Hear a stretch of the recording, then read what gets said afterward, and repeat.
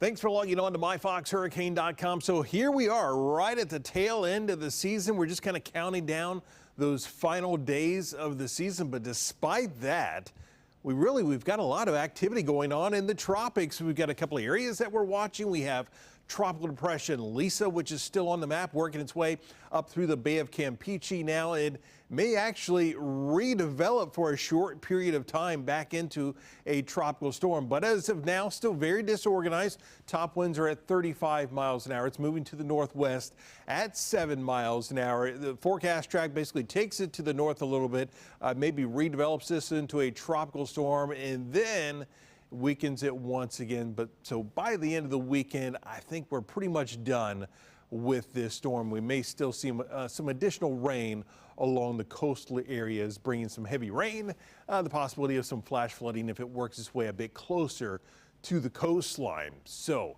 here's another area that we're watching. We've been talking about this for a couple of days. Really not a whole lot going on right now. Yeah, you see some showers in here, but what we're really talking about is actually further to the south. It is a broad area of low pressure, and it's in the upper levels of the atmosphere. So we're not talking about a surface feature at this time, but what's going to happen is it's going to drift to the north. It'll start to develop more of a surface area of low pressure. And the possibility is that as this goes over time, it may start to acquire some probably more likely subtropical characteristics. What that means is it's not purely a tropical system.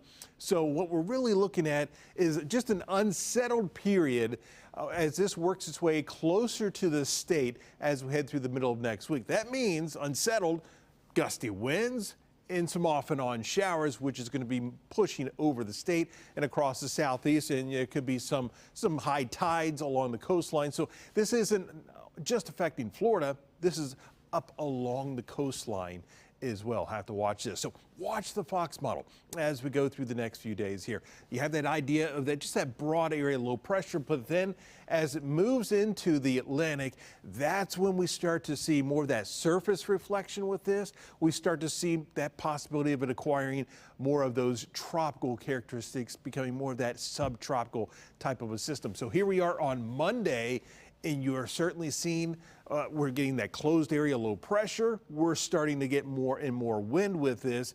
You look at the European model, same idea. Going out in time, you're seeing a lot of gusty winds. You're seeing more of that moisture wrapping around this, and then you see it working its way closer to the state.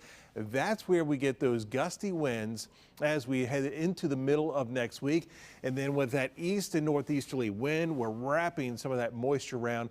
And so that's where we get that unsettled pattern with those rain chances going up as we head towards the middle of next week. So kind of an interesting little pattern that we're setting up as we head into the middle of next week. Of course, we're going to keep you updated right here on MyFoxHurricane.com.